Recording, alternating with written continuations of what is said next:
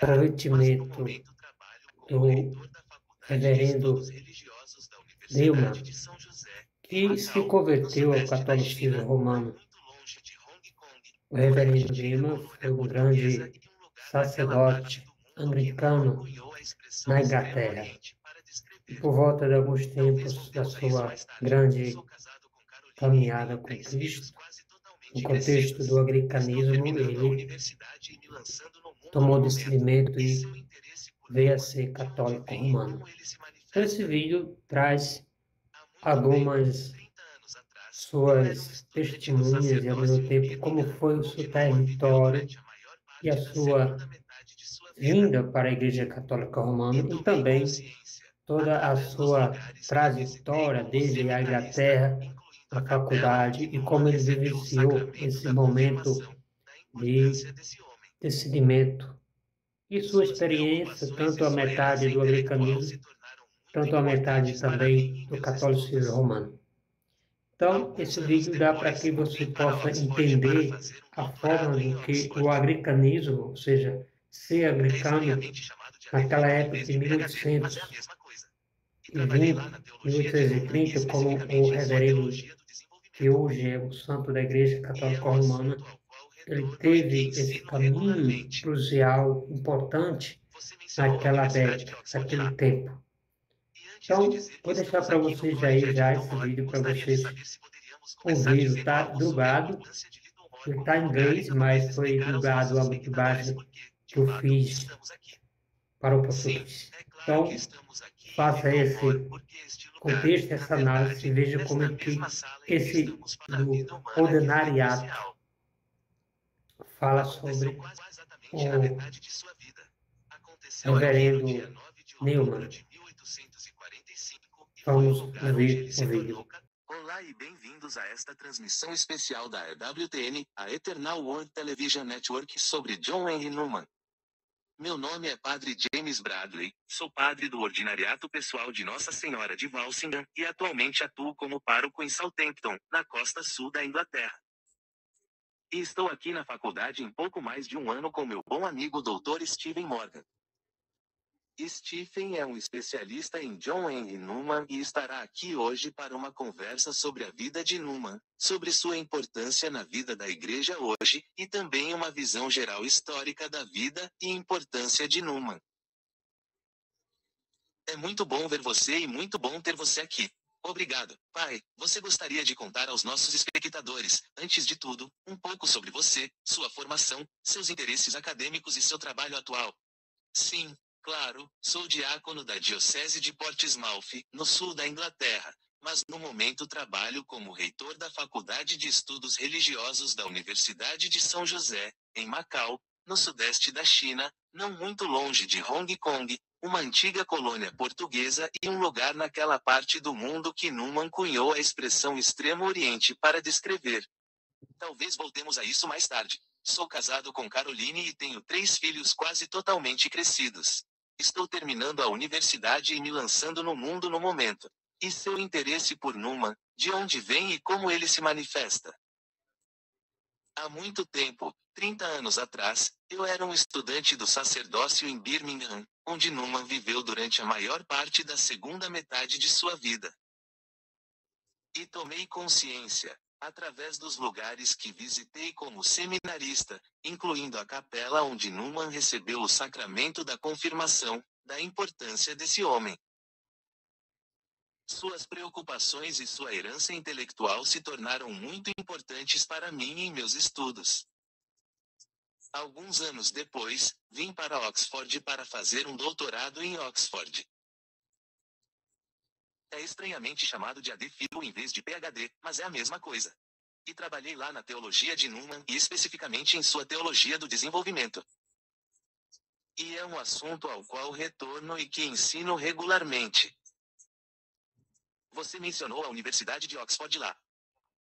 E antes de dizer que estamos aqui no College at Littlemore, gostaria de saber se poderíamos começar dizendo algo sobre a importância de Littlemore como um lugar e talvez explicar aos nossos espectadores por que, de fato, estamos aqui.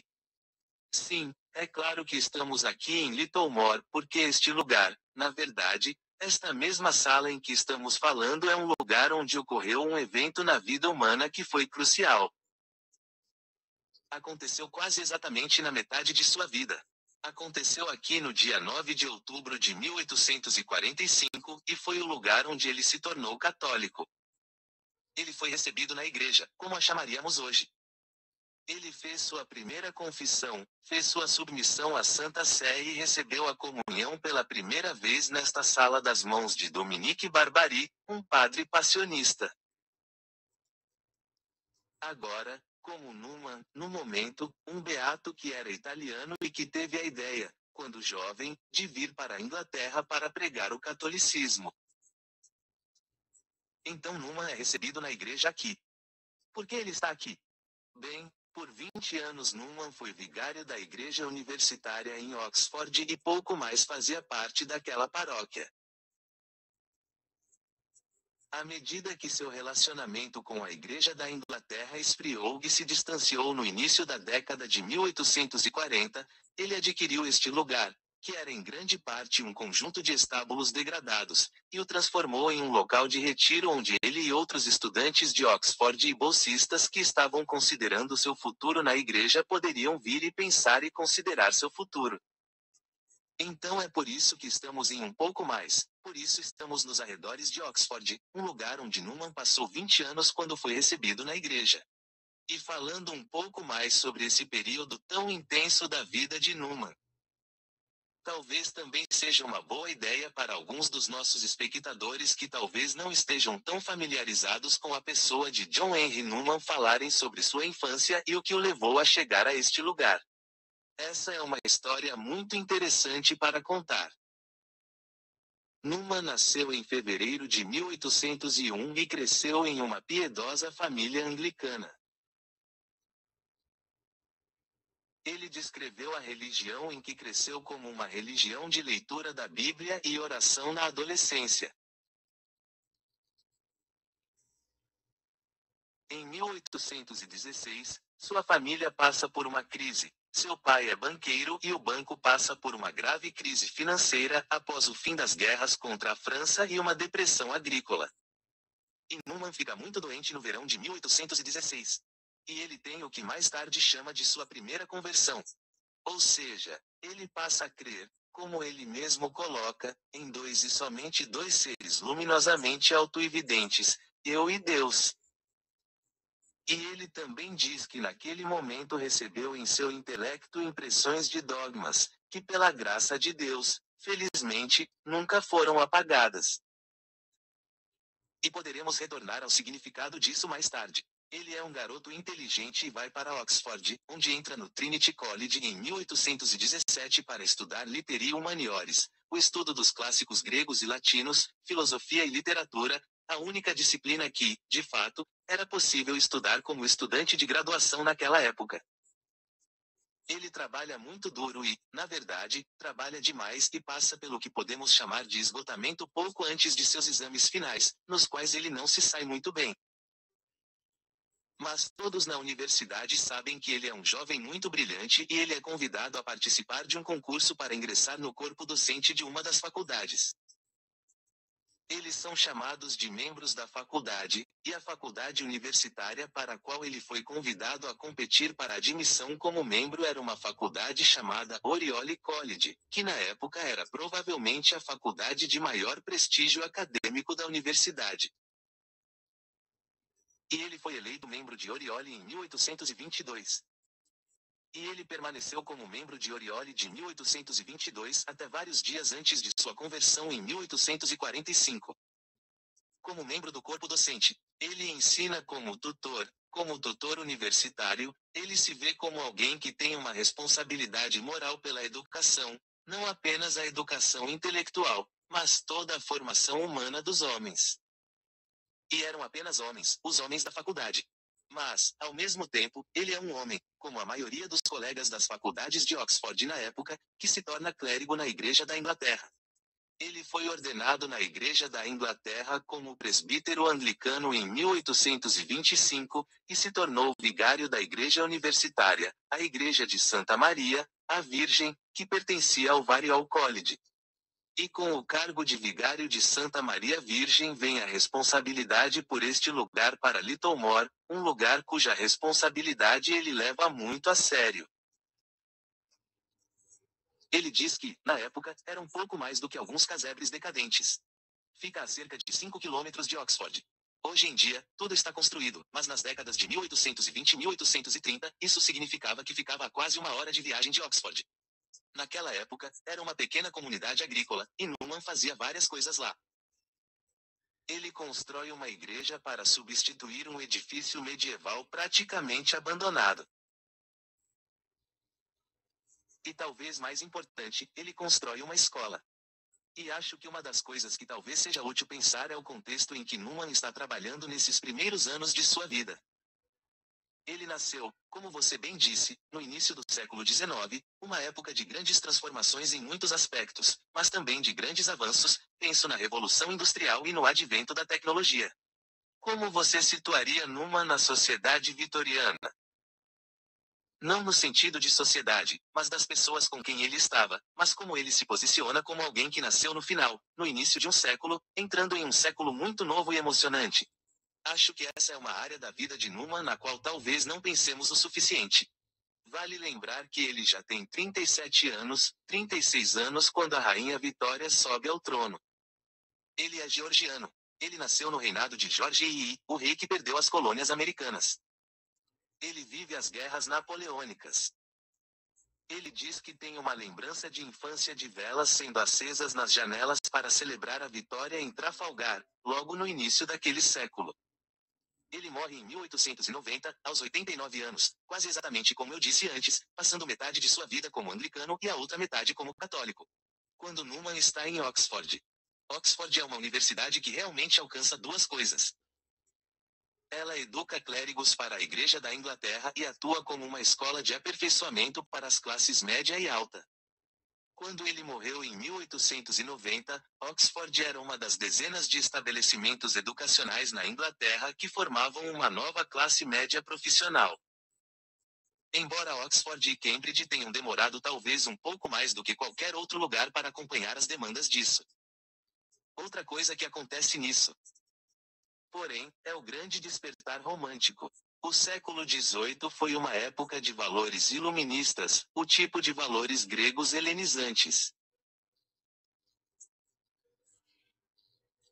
Pense em edifícios construídos no século XVIII que lembravam as construções da Grécia na época da morte de Newman em 1890, por exemplo.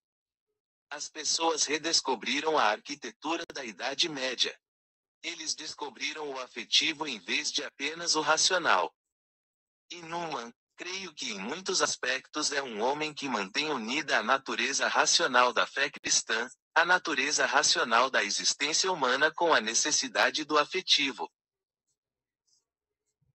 E isso é algo muito importante de se manter unido em um momento em que a tecnologia está avançando muito rapidamente.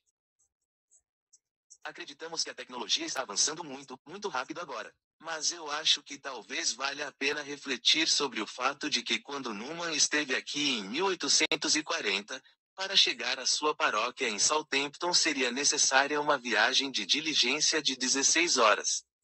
Quando Newman morreu em 1890, a viagem de Oxford a Southampton podia ser feita de trem em apenas 20 minutos a mais do que hoje, que leva talvez 2 horas e meia.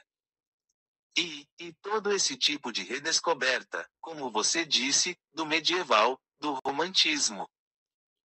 Eu me pergunto se nós sabemos que quando Newman estava na igreja da universidade, ele começou a se reunir com outros acadêmicos na cidade de Oxford que estavam pensando sobre a natureza da igreja da Inglaterra, e o que a igreja da Inglaterra é, como ela surgiu, quais são suas origens. E isso é realmente, eu acho, o começo desse tipo de abertura para Newman de uma trajetória em direção à Igreja Católica, pelo menos institucionalmente. Talvez pudéssemos falar brevemente sobre Newman e seu grupo de amigos. Nós o chamávamos de Movimento de Oxford. Talvez seja melhor dizer algo sobre isso também. Sim, claro. As origens do Movimento de Oxford são um movimento na Igreja da Inglaterra que é amplamente visto como tendo se concentrado em Oxford, embora houvesse movimentos paralelos em Cambridge e todos os indivíduos envolvidos meio que se conheciam. Havia uma sensação de que a religião da Inglaterra era fria, que falava de uma maneira mais que racional ou de uma maneira mais rebuscada e seca, era uma das expressões usadas.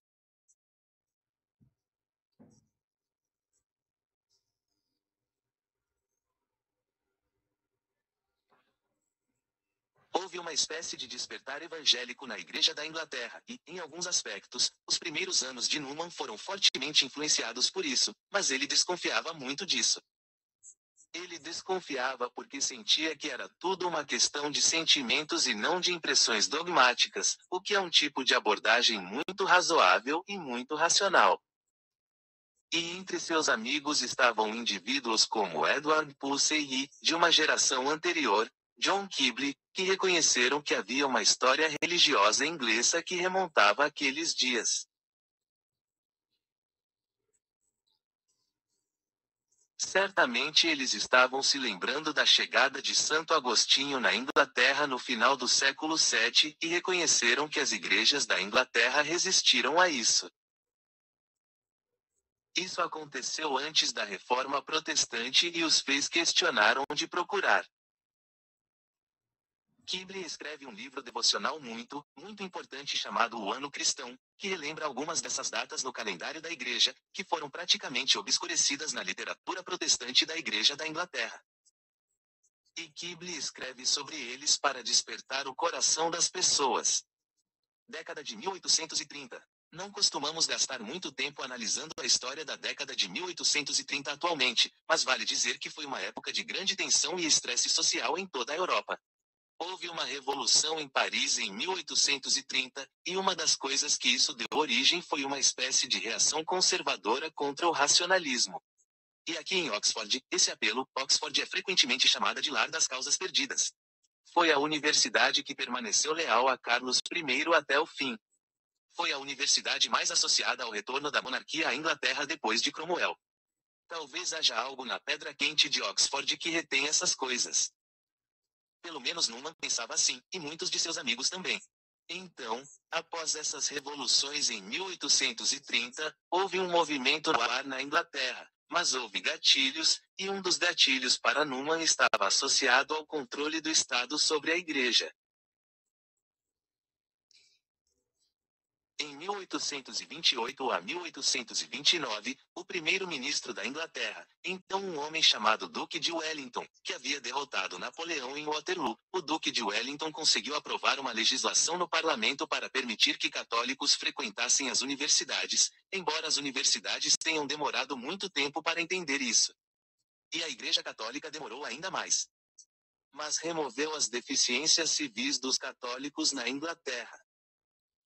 Permitiu que eles se candidatassem ao parlamento e servissem nas Forças Armadas com uma comissão. Isso permitiu que eles assumissem um papel pleno na maioria dos aspectos da sociedade civil. Os parlamentares da universidade naquela época, Oxford e Cambridge, enviavam parlamentares para a universidade.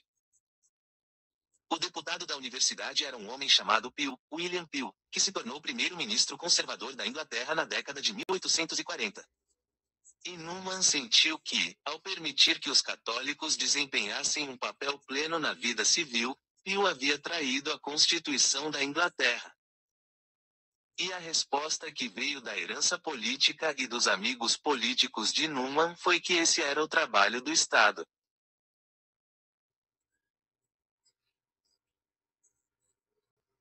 O Estado tinha o direito de fazer coisas assim. Isso deixou Newman e seus amigos bastante desconfortáveis. E a eleição suplementar em torno da reeleição de Peel foi muito desconfortável. 3 anos depois, o governo da Inglaterra apresentou um projeto de lei que interferia na organização da igreja, a Igreja Anglicana na Irlanda, e envolvia a supressão da diocese e o confisco de receitas. E Newman estava de férias com amigos no Mediterrâneo durante o final de 1832 e início de 1833. E ele providenciou que seu colega John Keble pregasse um sermão na igreja da universidade no verão de 1833. O sermão de Keble ficou conhecido como apostasia nacional e muitos o veem como o tiro de largada do movimento de Oxford. E o que ele tentava dizer era que a Igreja da Inglaterra não deveria ser uma criatura do Estado. O Estado tinha certos direitos em relação à Igreja para garantir seu status como Igreja Nacional, mas isso não significava minar a autoridade da Igreja. Agora, entre 1833 e 1841, esse movimento produziu todo tipo de coisas. Produziu hinos, muitos dos quais ainda cantamos como Eu Acredito Firmemente. E, de fato, produziu poesia. Newman e seus amigos sentiram que era muito importante criar uma paisagem imaginativa, uma paisagem que apelasse não apenas ao intelecto, mas à imaginação, que falasse ao coração e também à cabeça. Eles chamam isso de ethos em seu contexto, dentro do comum. Na verdade, você poderia chamar isso de patrimônio. Eles entenderam que o cristianismo precisava ser configurado de tal forma que não fosse simplesmente emoção crua, o que teria sido sua crítica a algumas das abordagens evangélicas, mas muito mais do que simplesmente lógica racional e fria. E todo esse movimento também trouxe um renascimento de uma espécie de arquitetura neomedieval e um interesse pela música e todo esse tipo de coisas. Acho que tudo isso é visto como uma espécie de romantismo vitoriano. Mas, de certa forma, era também uma busca intelectual para pessoas como Newman e essa compreensão da Igreja, a Igreja da Inglaterra. Essa compreensão da vida cristã e sua integração à vida do Estado que Newman e seus amigos desenvolveram, por assim dizer, nessa época, foi algo que levou Newman a fazer certas perguntas mais tarde em sua vida. E foi uma alegria hoje passar um tempo com vocês falando de coração para coração sobre alguém que é muito querido para nós dois, entender mais sobre a vida de John Henry Newman e compartilhar isso com os outros. Diácono Stephen Morgan, muito obrigado por passar esse tempo conosco aqui na faculdade em Littlemore. Padre Bradley, obrigado.